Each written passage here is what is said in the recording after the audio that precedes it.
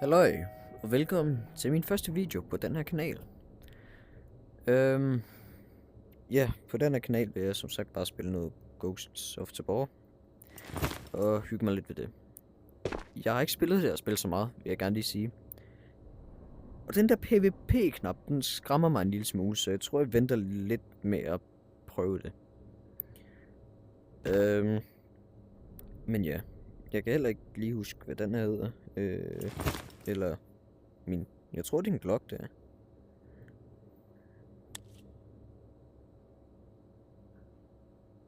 Ja, det ved jeg sgu ikke. Men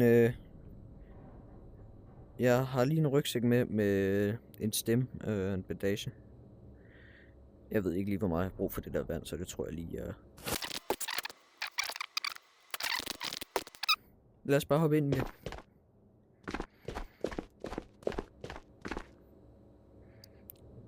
Deploy. Er vi? Docs. Okay. Grunden til at ryste magasinet, det er på grund af, så kan jeg vide, hvor meget der er i.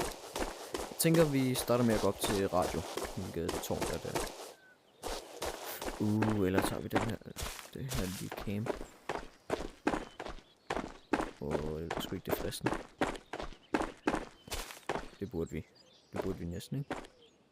Jo, problemet var, der de der klovne.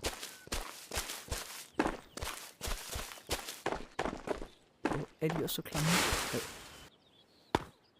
Wow, hvad sker der for min profil? Tak. Au, hvor fanden? Der. Okay, hvad sker der lige for min grafik? Nej, det kan jeg overleve. Jeg tog til gengæld ikke nogen skud til hovedet. Hvilket er, ja, selvfølgelig meget godt. Jeg kan se, der er en crate deroppe. Der er også lige noget her. Og jeg troede lige, det var et hoved for et eller andet. Bilbatteri. Hvad fanden er det? Nå, det ved jeg ikke. Nå, lad os se. Det ser ikke vigtigt ud. Og så nogle katte med. Nej, der stod katten fra.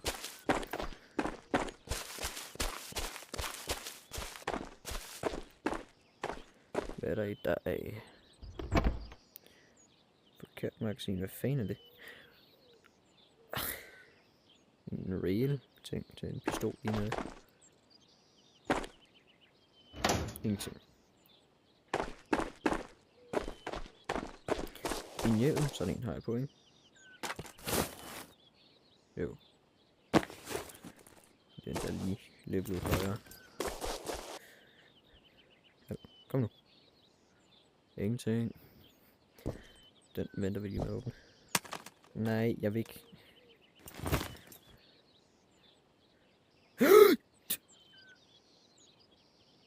Orange nøglekort. Hvis I ikke ved det, så er det her mit allerførste orange kort, eller bare kort i det hele. Nice! Og sådan en sigtekorn, det gav vi heller ikke sur over. Øj, hvor fedt. Den ser meget god ud også. Fedt. Det var en god idé at tage hernede så. Endnu en rygsæk, det siger jeg heller ikke til. Kom. Det er faktisk den samme, jeg er på lige nu. Det simpelthen kan være der. Jeg kan lige blive squeeze ind. Jeg så der. Jeg så godt, der var noget. Lad os åbne. Please, vær en stemme. Bandage. Klager vi heller ikke over. Nej. Du kan godt være her. Der. Fedt. Gratis nøglekort, og det var den der orange. Vent, så kan jeg få... jeg kan få en extract dernede.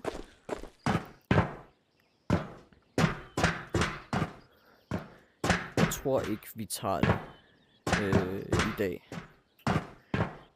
Lad os se. Nej. Den har jeg faktisk ikke set før.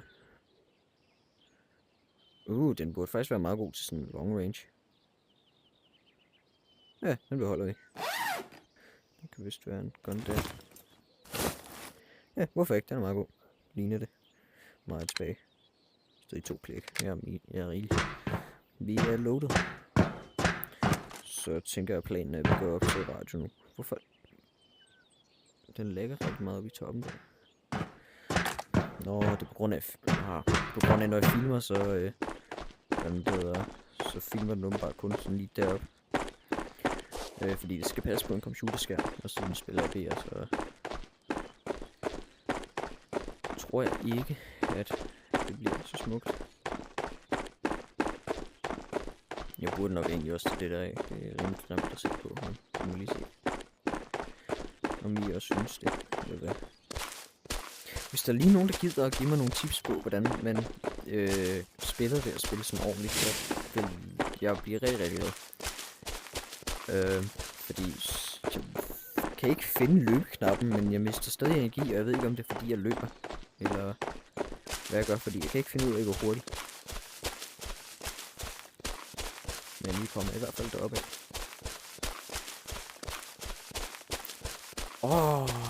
Nice. Så fik vi nøglekort.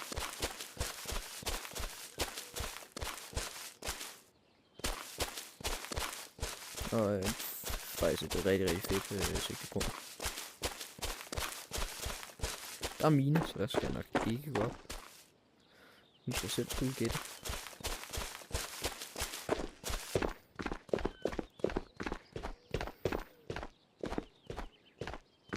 Når jeg går der, så bliver jeg lidt sløret for mig. Ja, der står han.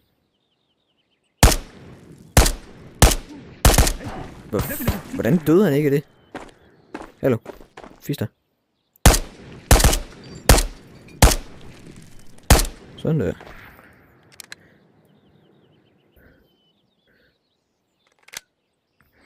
Ja, jeg har rimelig der på energi.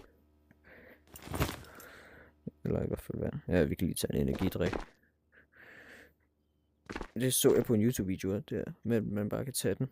Altså, så er det simpelthen ikke behøver at ødelægge glasset.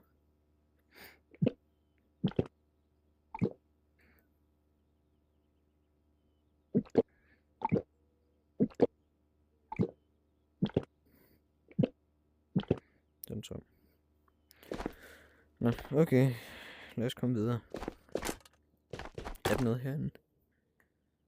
Jeg ved, der er GPU-spawn her et eller andet sted, så jeg tjekker lige de her skuffer først. Det er ikke dårligt.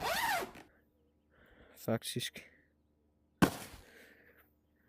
Jeg ved sgu heller ikke lige, hvad det er. Det ligner et grip. Ingenting. Dårlig pistol. Ingenting. Vand. Flashbang. Pistol. Ingenting. Der er godt nok mange skuffer. Pistol. Dårlig pistol. Sparkplug. Fedt. Kan jeg åbne det her skab? Det tyder det åbenbart ikke på. Nej, det kan jeg ikke. Lad os gå på. Det er mindre. Der er en boks.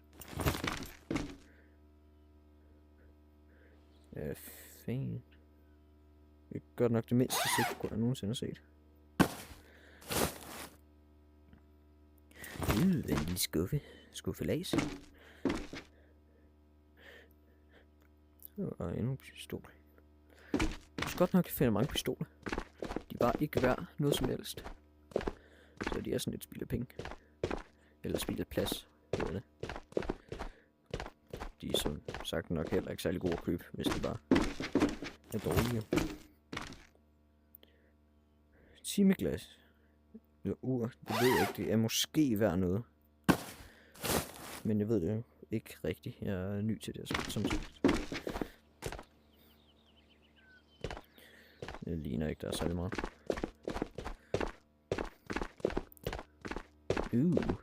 Armor box. Har du noget dejligt? Jeg har ingen idé om, hvad level det her er. troede lige, jeg mistede min rygsæk der. Så gik jeg lige lidt i panik. Nej, det er lige meget. Jeg ved, hvis der er sådan nogle ting på armene, så er det sådan et level 6, og det er åbenbart det bedste. Så det, hvis jeg ser det, skal jeg nok holde det.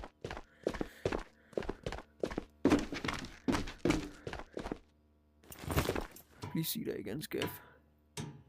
Det er der ikke.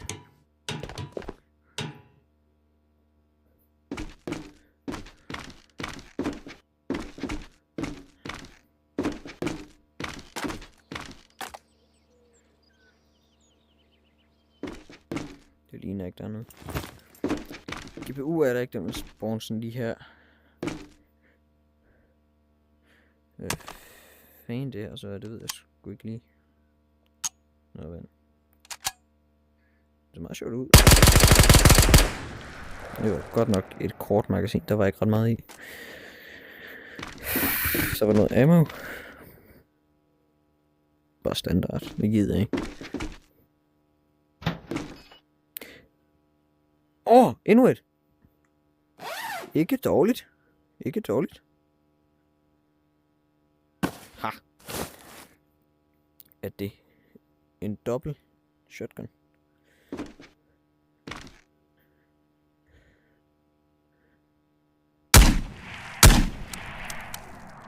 Hvordan fanden?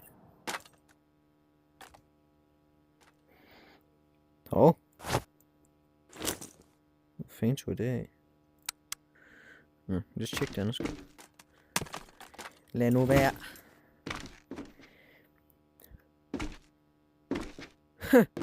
Et magasin mere.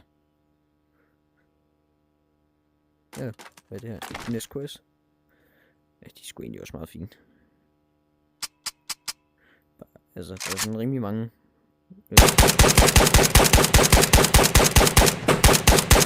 Der er rimelig mange skud i her.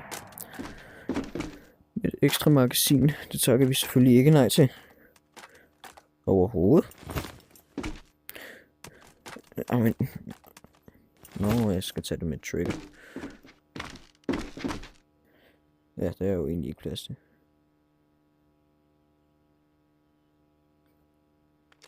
Det kunne have været sejt, hvis jeg greb den der. Nå, der er i hvert fald mere i, end der var i den gamle. Extract open. Ingen GPU, uheldigvis. Men som sagt, hvis I har nogle tips eller tricks til at hjælpe mig med at blive god til det her spil, så må jeg rigtig gerne sige det. Jeg kan klare kritisisme. Bare rolig. Jeg tror lige, det var suppressor, der lå der, fordi de var rimelig gode penge.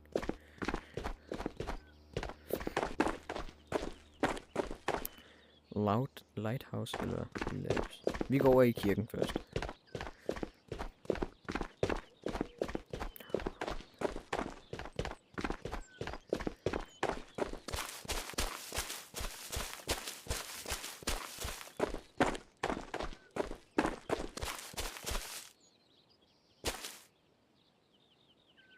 Hvad fanden? Nå, det er åbenbart Labs, der er her. Nej, for jeg bare møg hader Labs. Der er så mange scavengers, eller NPC'er. Og siden jeg er ny, så har jeg lidt svært ved at ramme. Looter vi Labs? Er det værd? Der giver GPU-sprung, det gør vi. Ja, det bliver meget begrænset, det vi looter sådan.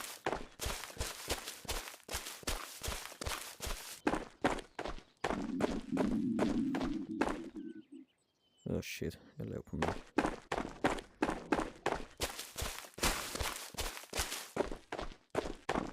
Jeg burde få en scavenger herovre.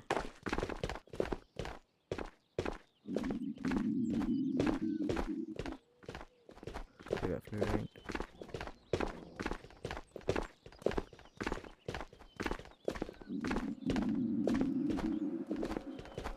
Jeg løber bare. Hvis der er en, så lad mig være. Hvor fanden er det? Det kan jeg ikke lide at smide. for fanden. For fanden. For helvede.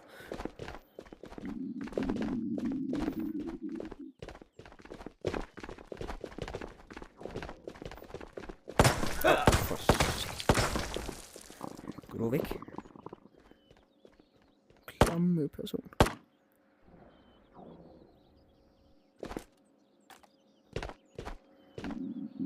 For helvede, jeg har ikke tid til det, jeg skal finde noget.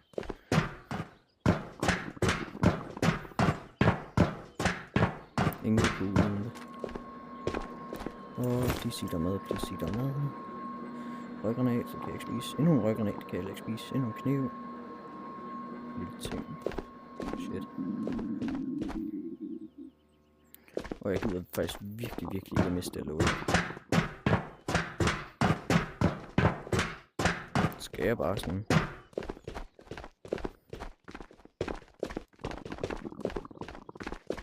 Please.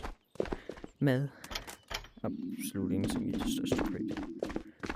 Please, mad. En hjelm. Endda en low level en. Okay, det er det mit sidste håb. Please. Fuck. Nå, ja, det er endnu en grund til, at jeg hader labs. Beach. Hvad er andre, der er tættere på? Vi tager sgu. Vi bruger sgu kortet lige, tror jeg.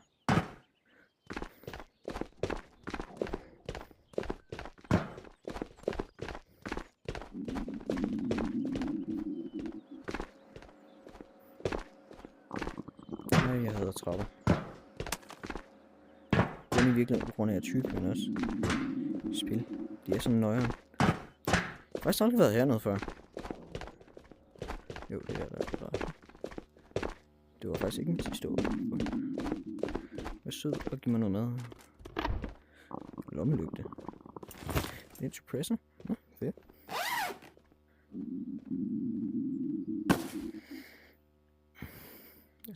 Mig der bare sidder og looter, mens jeg er ved at dø. Siger lidt om den average Ghosts of Tabor spiller. Bandage. Pistol. Okay. Jamen, fuck.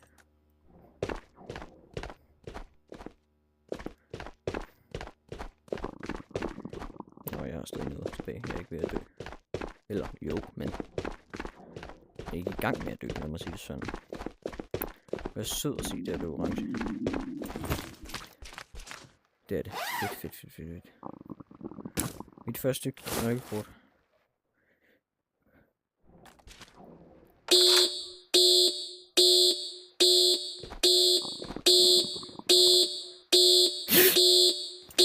Oh, no way. Let's go. Det kalder jeg en succes. Let's go. Yes. Endnu en CPU, det er ikke tit, man bare lige støtter på sådan. Indtil. Jeg har ikke lige power på endnu. Hvorfor jeg så ikke har det, det ved jeg ikke. Smukt. Nå, den er, siger folk selv for mig, så nu skal jeg lige se, hvor meget. Hvis det er over 10.000, så bliver jeg godt glad. Please. 7.000. Det er faktisk ikke dårligt. Det er ikke dumt. Jeg bliver lige nødt til at løbe ned i køkkenet og spise noget.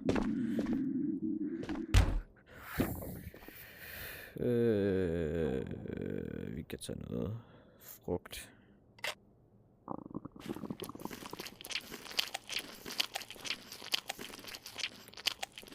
Ja, fedt. Nu sulter jeg ikke mere. I det mindste. Dem her kan man sælge for at bare lave sådan lidt mere. Lidt flere penge. Det er. Åben. Luk mig ind. Ja, fedt. Så fik jeg også alt det her. Den der. Endnu en rygsæk, det sælger vi ikke. Suppressor. Det får jeg ikke brug for. Det der beholder jeg. Lommelygte. Får jeg brug for det? Rygsæk, det får jeg i hvert fald brug for. Det burde faktisk være. Er der ikke et sted, jeg kan putte de her rygsækker ind?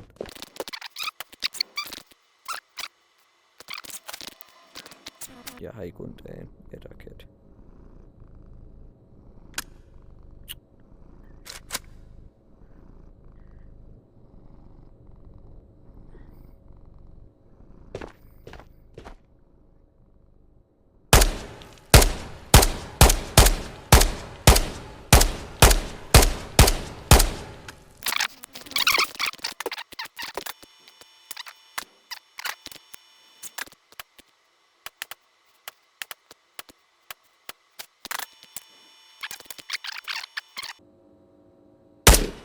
Nå, fedt. Det var mit allerførste nøglekort, I fik lov til at se der. Så det var det for i dag. Vi ses.